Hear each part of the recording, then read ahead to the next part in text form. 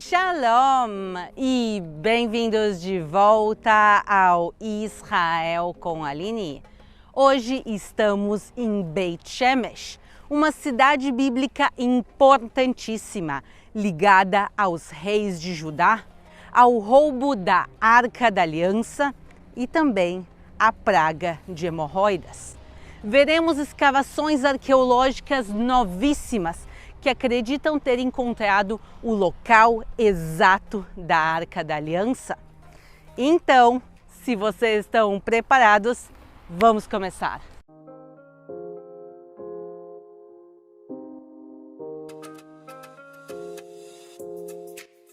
Aqui ao lado nós vemos a parte antiga de Beit Shemesh, que tem bem mais de 3.000 anos de história. Mas se a gente olhar só alguns metros aqui para o lado, nós já conseguimos ver a nova Beit Shemesh, uma cidade fundada em 1951, que hoje em dia tem mais de 150 mil habitantes. E por mais linda que seja essa cidade, no dia de hoje nós vamos nos focar realmente aqui na parte bíblica e histórica. Então, venham comigo!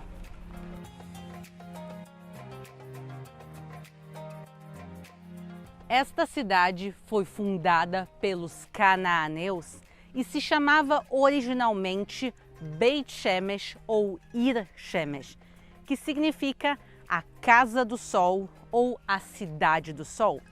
E o nome já nos dá uma dica do que provavelmente acontecia aqui. Nós sabemos que os cananeus eram pagãos, politeístas, e acreditavam em muitos deuses e entidades, entre elas o Sol. E muitos especialistas acreditam que essa cidade se dedicava ao culto do Deus Sol, o que era extremamente proibido segundo a Bíblia, como podemos ouvir neste versículo de Deuteronômio.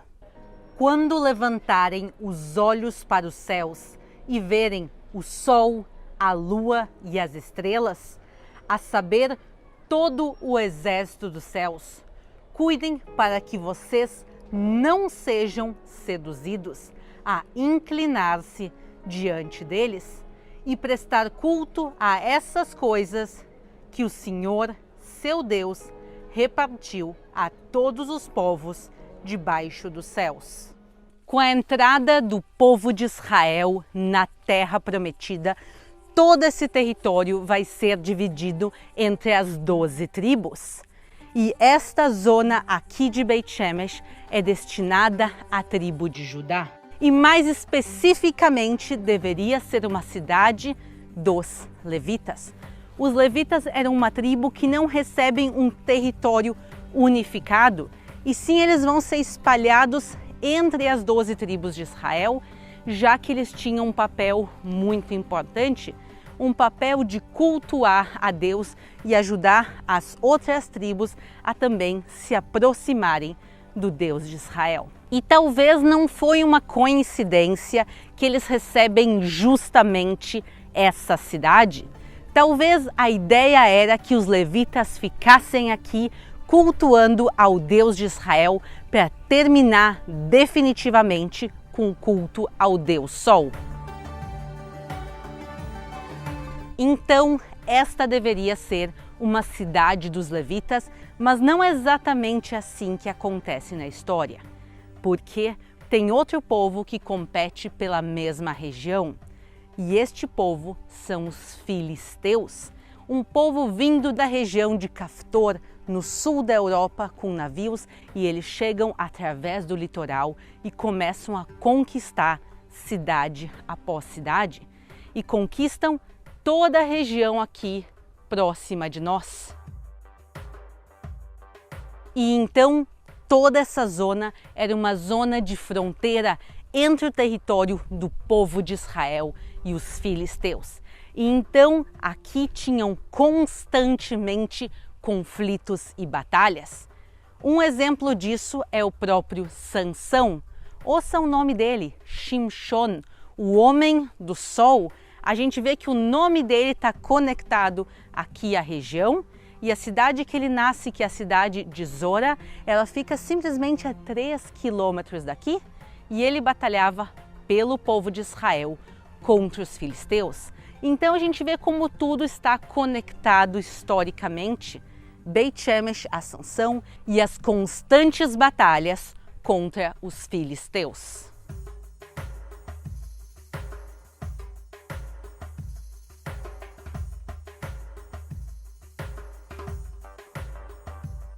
E essa cidade realmente foi palco de muitas guerras e passou de povo em povo. Essa cidade pertenceu aos cananeus, aos israelitas, aos filisteus, aos persas, aos babilônios, aos romanos, aos gregos. Tantas nações passaram por aqui e cada nação vai deixar a sua marca e as suas construções. E agora nós vamos caminhando em direção ao local da Arca da Aliança, vendo todas essas antiguidades e períodos históricos. Vamos lá!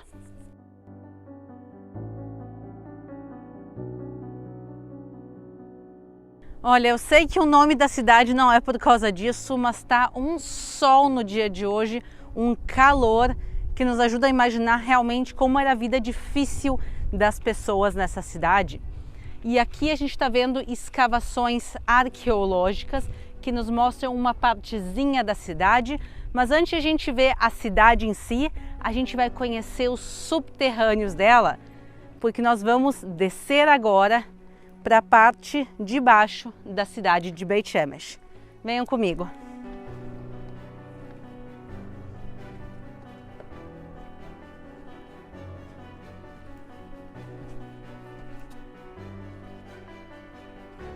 Uau! A gente consegue ver as escadas aqui, elas estão completamente deterioradas pelo tempo e também pelas pessoas que passavam por aqui.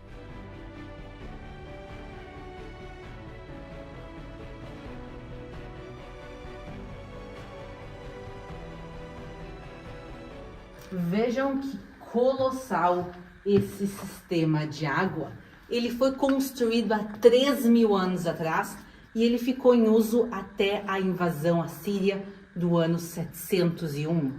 Isso quer dizer, por 2.300 anos, essa era a principal fonte de água de toda Beit Shemesh. E ela tem uma capacidade entre todas as suas salas laterais, tudo junto a 800 metros cúbicos de água.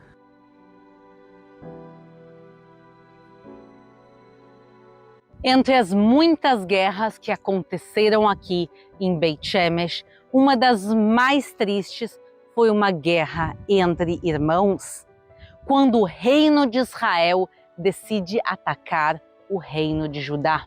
E a grande batalha acontece justamente aqui em Beit Shemesh, como está escrito neste versículo. E subiu Jeoás, rei de Israel, e Amazias, rei de Judá, e viram-se face a face em Beit Shemesh, que está em Judá. E Judá foi ferido diante de Israel, e fugiu cada um para sua tenda. E Jeoás, rei de Israel, tomou a Amazias, rei de Judá, filho de Jeoás, filho de Acasias, em Beit Shemesh, e veio a Jerusalém, e rompeu o muro de Jerusalém, desde a porta de Efraim até a porta da esquina, 400 côvados. E tomou todo o ouro e a prata, e todos os vasos que se achavam na casa do Senhor, e os tesouros da casa do rei, como também os reféns, e voltou para Samaria. E em guerra entre irmãos não há realmente vencedores, mas quem vence essa batalha é o rei de Israel, e ele segue daqui para Jerusalém, e ele vai fazer uma coisa inimaginável. Ele vai entrar no templo de Jerusalém para saquear ele. Então a gente vê como às vezes a corrupção está enraizada dentro dos reis, mesmo nos períodos bíblicos. Outra guerra que acontece aqui é entre os filisteus e o rei Acaz. E quem sai vencedor? Justamente os filisteus. E eles vão conquistar a cidade por um período de tempo. E eu quero que vocês lembrem disso, porque isso se conecta mais uma vez à Arca da Aliança aqui. As escavações arqueológicas aqui começaram há mais de 100 anos, em 1911. E elas foram evoluindo e nos ajudam aqui a reencontrar a história. E as escavações neste local continuam acontecendo e é isso que nós vamos ver agora. Vejam estas pedras redondas aqui. Essa está um pouco difícil de ver por causa de todas as plantas que estão crescendo, mas vejam essa que está aqui do meu lado agora. É uma pedra completamente redonda, plana, mas tem uma parte aqui dela, parece que está faltando essa parte aqui. Então ela era plana e sobre ela tinha uma parte que podiam escorrer líquidos. Uma das teorias é que ela é usada por uma prensa de azeite, mas os arqueólogos disseram que não faz muito sentido, porque não tem nada aqui em volta que indique que esse local seja uma fábrica de azeite de oliva ou usado para nada disso. O que faz mais sentido que coisas eram derramadas sobre essa pedra e os líquidos escorriam. E esses líquidos podiam ser provavelmente vinho de ofertas ou sangue de sacrifícios. E mais uma coisa que reforça essa teoria é essa parede. Essa parede não existia aqui nos tempos bíblicos, elas são de restos que foram se juntando ao longo dos tempos e dentro dela estão presos restos arqueológicos. Então aqui a gente tem, por exemplo, pedaços de cerâmica. E alguns dos pontos brancos que nós vemos saindo aqui dessa parede são pedaços de ossos animais, possivelmente de animais que foram sacrificados aqui. E agora vamos falar do roubo da Arca da Aliança, que começa bem longe daqui, na zona de Eben-Ezer. Depois de uma grande batalha entre os israelitas e os filisteus saem vencedores. Em Eben-Ezer, eles conseguem pegar o que de mais importante tinha para o povo de Israel, que era a Arca da Aliança, e eles levam até a cidade filisteia de Ashdod, e eles colocam ela dentro de um templo pagão ao deus Dagon. E quando eles chegam de madrugada, eles veem Dagon caído, a estátua do deus deles derrubada. Não entendendo muito bem o que estava acontecendo, eles levantam a estátua. E na madrugada seguinte, quando eles voltam, a estátua estava de novo caída, mas dessa vez decapitada. Vejam que a intensidade das punições vai aumentando, mas mesmo assim eles não devolvem a arca. E então Deus manda uma praga à cidade de Ashdod. Que praga é essa? Vamos ouvir o versículo. Porém, a mão do Senhor se agravou sobre os de Ashdod e os assolou e os feriu com hemorroidas em Ashdod e nos seus termos. Sim, a cidade recebe uma praga de hemorroidas. Em hebraico, trorim. É importante a gente saber que essa palavra no hebraico não tem duplo sentido. Nós temos certeza de que praga aquela população recebeu. Infelizmente, quando a gente pega a Bíblia em português e também em outros idiomas traduzida, às vezes as traduções não são as melhores. Às vezes as pessoas acham feio de falar de hemorroidas ou coisas assim, e por isso em traduções da Bíblia, às vezes a gente vê que a cidade recebe uma praga de cânceres, tumores, úlceras. Não, pessoal. É bem claro que praga a população daquela cidade recebe. E é importante a gente não modificar os versículos bíblicos, e por isso a nossa referência sempre tem que ser o hebraico. E agora, com a cidade com hemorroidas e com grande sofrimento, eles decidem que não querem mais ficar com a Arca da Aliança, mas também não querem devolver ela para o povo de Israel, então enviam para outra cidade filisteia, a cidade de Gate, que é a cidade que mais tarde vai sair Golias. E o que acontece quando a cidade de Gate recebe a arca? E sucedeu que, assim que a levaram, a mão do Senhor veio contra aquela cidade, com muito grande vexame, pois feriu aos homens daquela cidade, desde o pequeno até ao grande, e tinham hemorroidas nas partes íntimas. E agora que Gate também foi afligido por hemorroidas, eles enviam a Arca da Aliança a outra cidade filisteia, a cidade de Ecrom. Agora, Ecrom já tinha ouvido o que tinha acontecido nessas cidades antes e por isso eles decidem devolver a Arca da Aliança para os seus devidos donos, o povo de Israel. Depois que ela passou 7 meses, pessoal, são 7 meses de pragas e punições. Mas eles decidem não enviar somente a arca, eles querem enviar uma oferta, um presente junto. E qual vai ser a oferta que eles vão enviar? Eles vão enviar 5 ratos de ouro e 5 hemorroidas de ouro. A gente não tem a menor ideia de como uma hemorroida de ouro se parece, mas eles enviam hemorroidas e ratos de ouro porque são parte das pragas que essas cidades receberam. Então os filisteus colocam a Arca da Aliança sobre uma carroça puxada por bois e também colocam sobre ela essa caixa com as 5 hemorroidas e os 5 ratos de ouro e enviam essa carroça na direção da cidade de Beit Shemesh.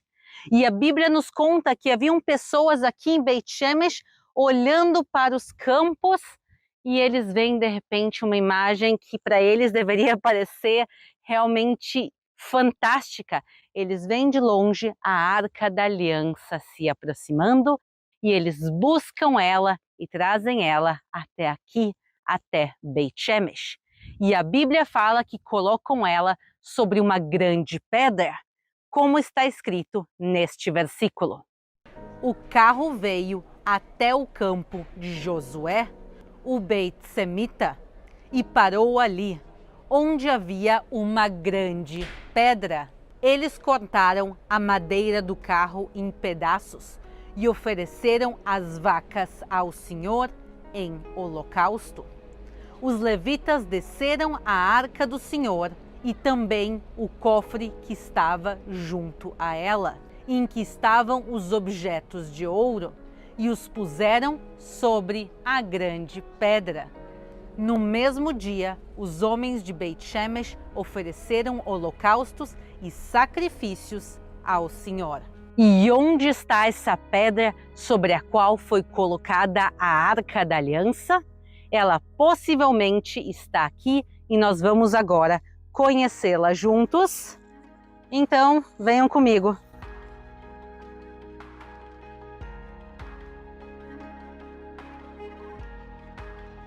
Onde eu estou entrando agora foi escavado somente em dezembro de 2019, quer dizer, um pouquinho antes do começo da pandemia, esse local foi descoberto. Vocês podem ver que bastante mato cresceu aqui desde então, mas os arqueólogos ficaram chocados quando eles acharam essa pedra. E o que é tão chocante nesta pedra? Ela foi colocada aqui propositalmente nessa posição. Obviamente, naquela época, ela é 100% estável e reta. É como se alguém tivesse montado aqui uma mesa e essa mesa tem exatamente as mesmas proporções da Arca da Aliança. Então, quando em 2012 as pessoas encontraram ali um local de sacrifícios, eles já começaram a ter uma ideia que provavelmente aqui era uma zona sacra, alguma zona de adoração. E aí em 2019, quando acham a pedra com as proporções da Arca da Aliança, todo mundo diz: uau, será que é esta pedra sobre a qual se colocou a Arca da Aliança? Vamos ver que outros indícios a gente tem aqui. A gente tem aqui em volta bancos de pedra. E esses bancos que as pessoas podiam aqui se sentar eram uma coisa tradicional de locais de adoração, inclusive de sinagogas, que os bancos ficavam em volta.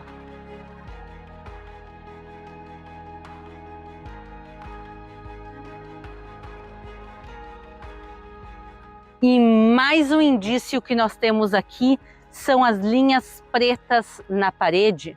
A primeira coisa que os arqueólogos pensaram quando viram essas linhas pretas é que eram linhas feitas de cinzas por alguma coisa que foi queimada no local. Mas depois de análises de laboratório, eles descobriram que isso aqui na realidade são fezes animais que secaram e foram queimadas com o tempo. O que fezes animais fazem aqui num local santo? O que acontece? Isso aqui era um local santo na época que o povo de Israel vivia na cidade de Beit Shemesh. Depois que os filisteus vencem a Acaz e conquistam a cidade, eles propositalmente vão profanar esse local. Eles simplesmente vão soterrar ele e cobrir de fezes animais e depois também vão construir, inclusive, provavelmente um estábulo em cima. Por que os filisteus tinham tanto ódio a esse local? Talvez porque lembrasse a eles o que aconteceu com eles quando eles tinham posse da Arca da Aliança. Então, nós ainda não temos 100% de comprovação arqueológica, mas existe uma boa chance da Arca da Aliança ter sido colocada sobre esta pedra. Mas como vocês podem ver, a arca não está aqui. O que acontece com ela? Não só os filisteus, mas também o povo de Israel vão desrespeitar a arca. Algumas pessoas aqui de Beit Shemesh vão abrir e olhar para dentro da arca. O que eles vão ver? As tábuas da lei, o cajado de Arão, o maná, mas que era uma coisa extremamente proibida. Ninguém podia olhar para dentro da arca, ninguém podia olhar diretamente para a arca e muito menos para dentro dela. E por isso também a cidade de Beit Shemesh vai receber uma grande praga. E boa parte da população aqui vai falecer.